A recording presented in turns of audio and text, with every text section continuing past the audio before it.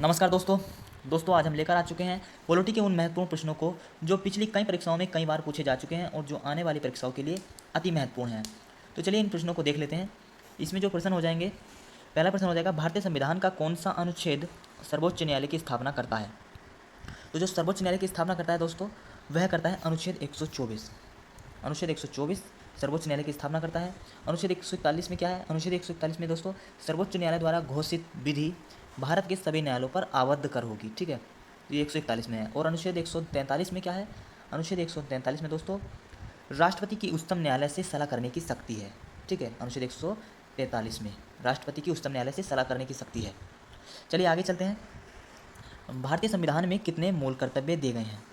तो देखिएगा दोस्तों, इसका जो सही आंसर हो जाएगा वो हो जाएगा ऑप्शन बी 11 मूल कर्तव्य भारतीय संविधान में दिए गए हैं। और इसमें जो 10 मूल कर्तव्य थे दोस्तों, वो 42वें संविधान संशोधन अधिनियम 1976 के तहत जोड़े गए थे।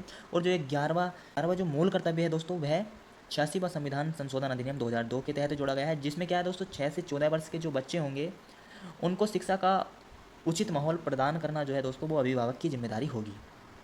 और बात कर रहे थे मूल कर्तव्य जो है वो संविधान के भाग 4 क में है और अनुच्छेद 51 क में अधोलिखित है।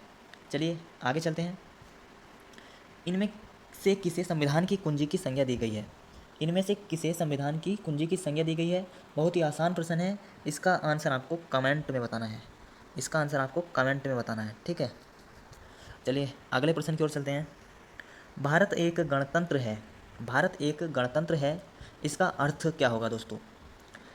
देखिएगा दोस्तों, गणतंत्र का मतलब होता है कि कोई भी ऐसा देश जिसका राष्ट्रीय अध्यक्ष वंशानुगत न होकर निर्वाचित होता है, चाहे प्रत्यक्ष रूप से हो या अप्रत्यक्ष रूप से, ऐसे देश को गणतंत्र कहा जाता है। तो ऑप्शन के अगर देखें तो ऑप्शन के हिसाब से जो सही आंसर हो जाएगा दोस्तों, भारत में वंशानुगत शासन नहीं है। ऑप्शन सी इसका सही आंसर हो जाएगा, ऑप्शन सी।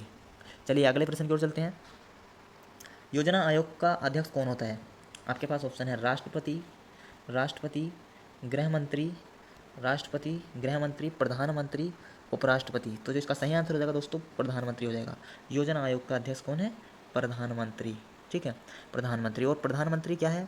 कार्यपालिका का वास्तविक प्रमुख भी जो है, वास्तविक प्रमुख है। और नाम मात्र का जो प्रमुख है वह राष्ट्रपति है कार्यपालिका का। चलिए आगे चलते हैं। राज्यपाल को अध्यादेश जारी करने की शक्ति प्राप्त है अनुच्छेद 213 में, अनुच्छेद 123 में, अनुच्छेद 313 में, अनुच्छेद 124 में।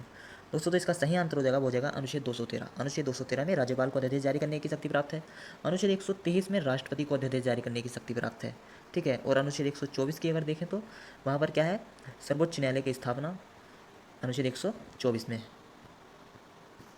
अगले महत्वपूर्ण प्रश्न के साथ चलते हैं। भारतीय संविधान का अनुच्छेद 25 संबंधित है। ऑप्शन है धर्म की स्वतंत्रता से, निजी स्वतंत्रता से, आर्थिक समानता से, सामाजिक स्वतंत्रता से।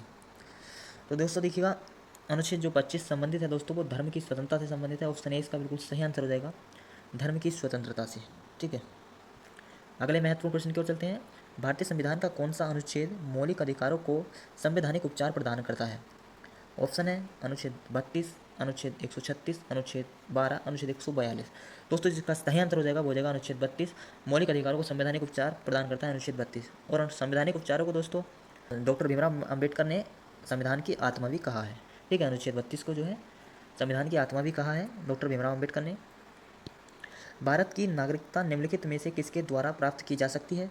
आपके पास ऑप्शन है जन्म से, ये थोड़ा मिस्टेक हो गया लिखने में, आपके पास ऑप्शन है जन्म से, वंशानुक्रम से, देशीकरण से, इन सभी से। तो जो इसका सही आंसर हो जाएगा वो हो जाएगा ऑप्शन डी, इन सभी से। ठीक है, चलिए अगले महत्वपूर्ण प्रश्न की ओर चलते हैं। भारत में प्रधानमंत्री की नियुक्ति कौन करता है? दोस्तों प्रधानमंत्री की जो नियुक्ति करता है वह राष्ट्रपति करता है। ऑप्शन सी इसका बिल्कुल सही आंसर हो जाएगा। दोस्तों यही थे वो महत्वपूर्ण प्रश्न जो अति महत्वपूर्ण है आने वाली सभी परीक्षाओं के लिए। हम ऐसे ही वीडियो अपने चैनल पर लाते रहते हैं। चैनल पर नए हो तो आप चैनल को सब्सक्राइब कर सकते हैं।